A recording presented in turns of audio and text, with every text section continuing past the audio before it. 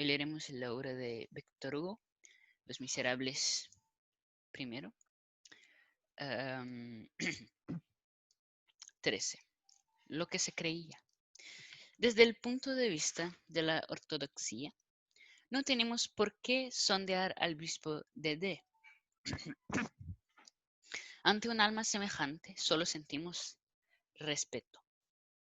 La conciencia del justo debe ser creída sobre su palabra.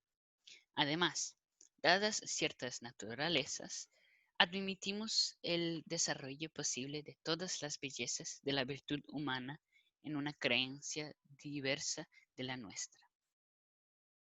¿Qué pensaba de este dogma o de aquel misterio? Estos secretos del fuero interno solo son conocidas de la tumba donde las almas entran desnudas. De lo que estamos seguros es de que nunca las dificultades de la fe se resolvían por él con hipocresía. En el diamante no es posible ninguna podredumbre. Creía en lo más que podía. Credo in patrem, exclamaba con frecuencia. Hallaba además en las buenas obras esa cantidad de satisfacción que basta a la conciencia y que os dice por lo bajo, tú estás con Dios. Lo que sí debemos observar es que, fuera, y por decirlo así, más allá de su fe, tenía un exceso de amor. Por esto, quia multum amavit, es por lo que le juzgaba vulnerable los hombres serios, las personas graves y la gente sensata. Locuciones favoritas de nuestro triste mundo en el egoísmo recibe santo y la seña del pedantismo. ¿Qué era este exceso de amor? Era una benevolencia tranquila, serena, que pasando más allá del hombre, como ya hemos indicado en ocasiones, se hacía extensiva a las cosas. Vivía sin desdén hacia nadie ni hacia nada. Era indulgente para con lo creado por Dios. Todo hombre, aun el mejor, tiene en sí cierta dureza irreflexiva que reserva siempre para el animal. El obispo de D carecía de esa dureza común, sin embargo, a muchos sacerdotes. No llegaba hasta el respeto del Brahman a los seres vivientes.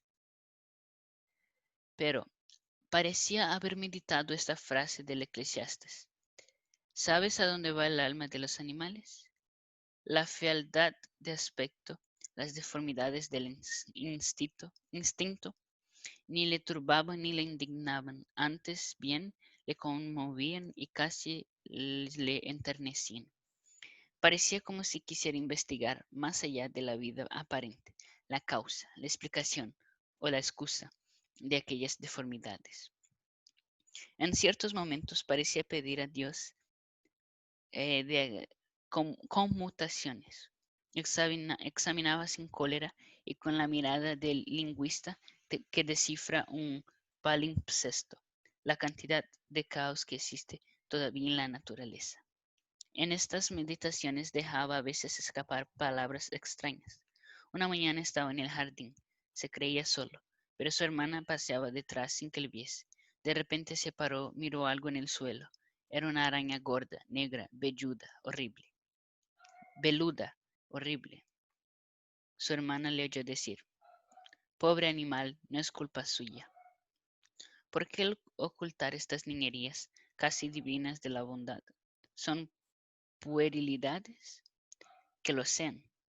Pero estas puerilidades sublimes han sido las de Francisco de Asís y las de Marco Aurelio. Un día se causó una pequeña dislocación en un pie por no aplastar a la hormiga. Así vivía este hombre justo.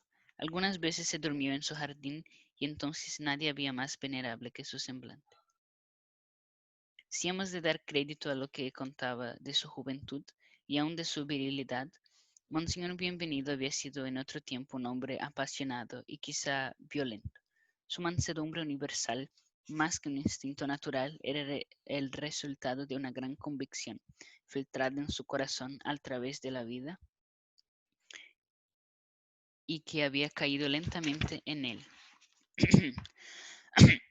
en el pensamiento a pensamiento. Disculpe. Y que había caído lentamente en él, pensamiento a pensamiento, porque en su carácter, como en una roca, puede haber agujeros causados por las gotas de agua. Estas cavidades son indelebles, estas formaciones son indestructibles. 1815, creemos haberlo dicho ya, contaba 75 años. Si bien no aparentaba tener más de 60, no era alto, tenía cierta obesidad y para combatirla daba largos paseos a pie. Su paso era firme, su cuerpo estaba ligeramente encorvado, detalle del cual nada pretendemos deducir. Monseñor Bienvenido tenía lo que el pueblo llama una hermosa cabeza, pero era tan amable que hacía olvidar su hermosura. Cuando hablaba con esa alegría infantil, que era una de sus gracias, y a la cual ya hemos aludido, causaba cierto placer estar al lado suyo, y parecía que de toda su persona brotaba alegría. Su tez de buen color y fresca, sus dientes perfectamente blancos, que habían conservado intactos y que dejaba ver cuando reía, le daba ese aire franco y fácil, que hace decir de un hombre, es un buen muchacho, y de un anciano es un buen hombre. Este era, si se recuerda, el efecto que había causado en Napoleón. Al pronto, y para él que lo veía por primera vez, no era más que un buen hombre, en efecto. Pero si se pasaba algunas horas a su lado, y a poco que se le viera pensativo el buen hombre, se transfiguraba poco a poco y tomaba no sé qué de imponente. Su frente espaciosa, serena y augusta, por los blancos cabellos que la rodeaban, cobraba mayor majestad que la meditación. De aquella bondad se desprendía la majestad, pero sin que la bondad dejase de irradiar. Experimentábase algo parecido a la emoción que causaría al ver a un ángel sonriéndose, abrir lentamente sus alas sin dejar de sonreírse. El respeto era un respeto inexplicable, penetraba por grados y subía hasta el corazón de todo el que se le acercaba, comprendiendo que tenía delante de sí, delante de sí una de las almas fuertes, probadas e indulgentes, en las cuales, por lo grande que es el pensamiento, solo puede ya ser suave. Como se ha visto, la oración, la celebración de los oficios religiosos, la limosna, el consuelo a los afligidos, el cultivo de un pedazo de tierra, la fraternidad, la frugalidad, la hospitalidad, el desprendimiento, la confianza, el estudio, el trabajo, llenaba todos y cada uno de los días de su vida. Llenar es justamente la palabra adecuada a esta idea. Y ciertamente que cada uno de los días del buen obispo estaban llenos hasta los bordes de buenos pensamientos, de buenas palabras y de buenas acciones. Sin embargo, su dicha no era completa si el tiempo frío y lluvioso le impedía pasear de noche luego que las dos mujeres se habían retirado 1 o 2 horas en su jardín antes de dormirse.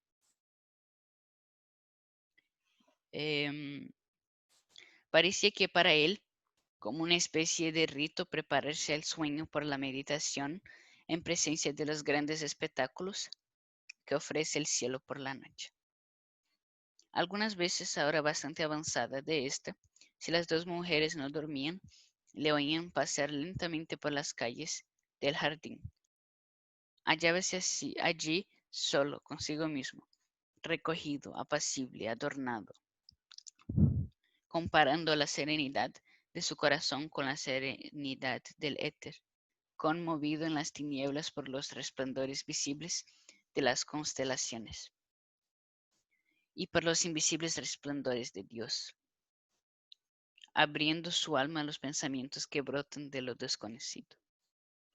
En aquellos momentos cuando, a la hora en que las flores nocturnas ofrecen su perfume, ofrecía su corazón ardiendo como una lámpara en el centro de la noche estrellada, esparciéndose en éxtasis en medio de la irradiación universal de la creación.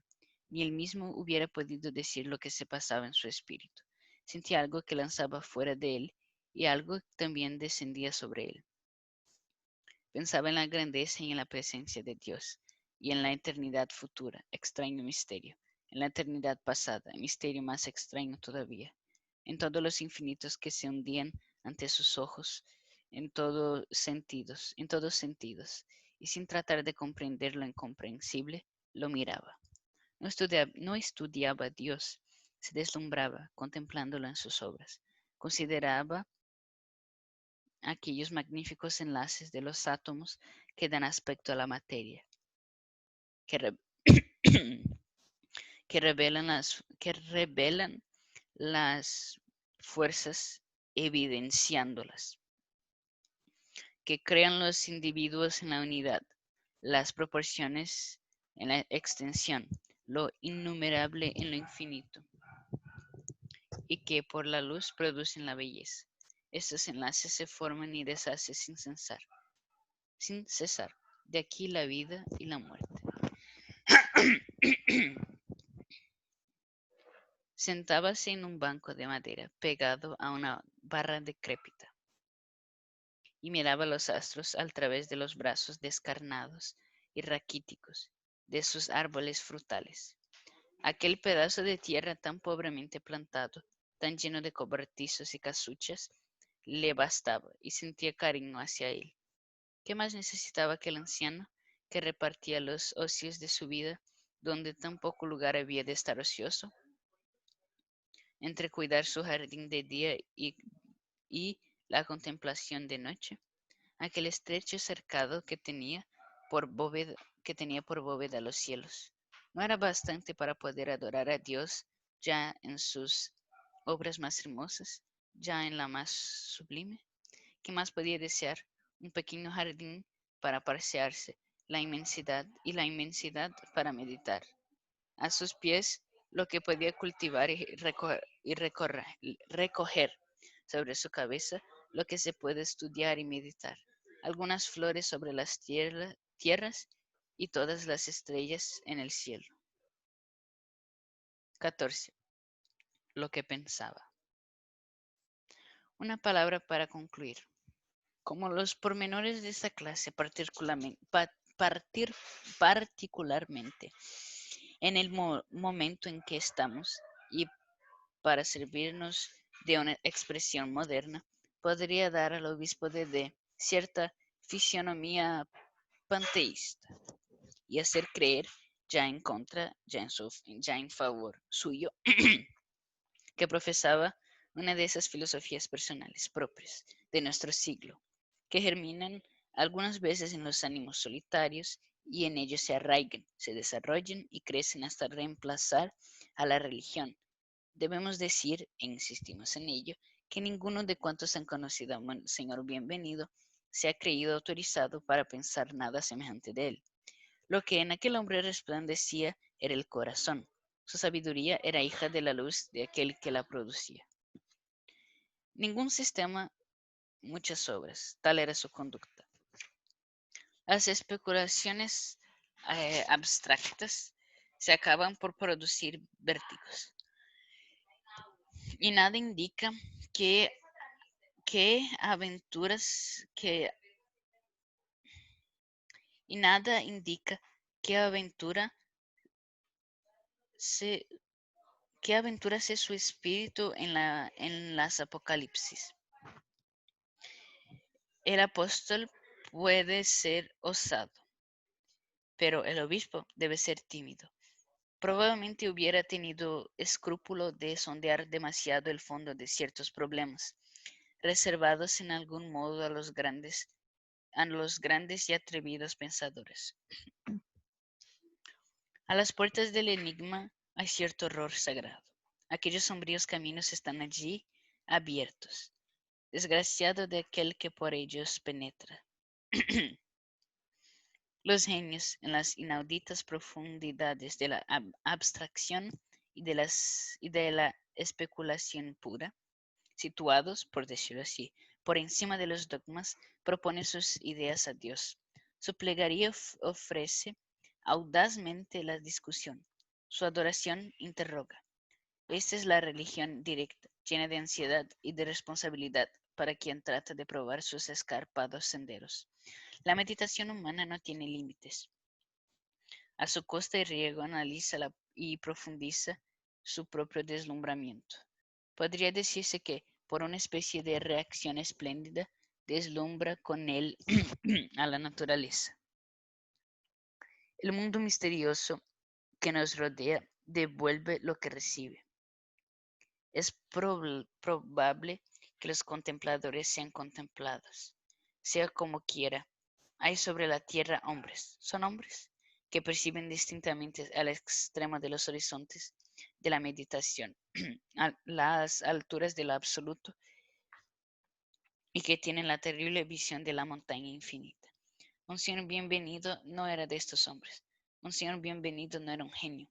Hubiera tenido en tal caso esas sublimes concepciones desde donde algunos muy grandes, como Pascal y Swedenborg, han caído en la demencia. Es verdad que esos poderosos delirios tienen su utilidad moral y que por esos arduos caminos se acerca uno a la perfección ideal. Él prefería la travesía que abrevia el Evangelio. No trataba de hacer en su casulla los pliegues del manto de Elías, no proyectaba ningún rayo del porvenir sobre los vaivenes tenebrosos de los acontecimientos, no trataba de condensar en llama la luz de las cosas. Nada tenía de profeta y nada de mago. Aquel alma humilde amaba y nada más. Que dilatase la oración hasta una aspiración sobrehumana, es probable. Pero nunca se ora demasiado, ni se ama demasiado tampoco. Y si fuera una herejía orar, aún más allá de los textos, Santa Teresa y San Jerónimo serían herejes. Inclinábase hacia lo que gime, hacia lo que espía, y hacia lo que espía. El universo se le parecía como una inmensa enfermedad. Sentía en todas partes el padecimiento, y sin tratar de adivinar el enigma, procuraba vendar y curar la llaga. El tremendo aspecto de las cosas creadas desarrollaba en él el enternecimiento. No se ocupaba sino en buscar para sí mismo y para los demás la manera mejor de compadecer y aliviar. Cuando cuanto existe, cuanto existe, era para aquel bueno y raro sacerdote un motivo permanente de tristeza que procuraba consolar. Hay hombres que trabajan en la extracción del oro. Él trabajaba en la extracción extracción de la piedad. La miseria universal era su mina. El dolor por todas partes esparcido era para él siempre ocasión de bondad. Amaos los unos a los otros. En esta máxima lo encontraba todo. Nada más deseaba y esta era su doctrina. Un día aquel hombre que se creía filósofo, aquel senador que ya hemos nombrado, dijo al obispo: mirad el espectáculo que ofrece el mundo. Guerra de todos contra todos. El más fuerte es el de más talento. Vuestro amaos los unos a los otros es una tontería. Pues bien, respondió Monseñor Bienvenido sin disputar. Si eso es una tontería, el alma debe encerrarse en ella como la perla dentro de la concha de la ostra. Y en ella se encerraba y de allí vivía y con ella se satisfacía absolutamente, dejando a un lado las cuestiones prodigiosas que atraen y que espantan, las perspectivas insondables de la abstracción, los precipicios de la metafísica, todas esas profundidades convergentes, para el apóstol hacia Dios, para el ateo hacia la nada. el destino, el bien y el mal, la guerra del ser contra el ser, la conciencia del hombre, el sonambulismo pensativo del animal, la transformación por la muerte, la recapitulación de existencia que contiene la tumba, el injerto incomprensible de los amores sucesivos en el yo persistente, la esencia, la sustancia, el nihil y el ens, el alma, la naturaleza, la libertad, la necesidad, problemas pavorosos, principios siniestros, a los cuales se asoman los gigantescos arcángeles del espíritu humano, formidables abismos que Manú, Lucrecio, San Pablo y Dante contemplaban con esa mirada fulgurante, que parece, al mirar fijamente el infinito, que hace brotar en él las estrellas. Un señor bienvenido era sencillamente un hombre que observaba desde fuera las cuestiones misteriosas, sin escrutarlas, sin agitarlas y sin perturbar su propio espíritu, y que tenía en el alma el grave respeto de la sombra.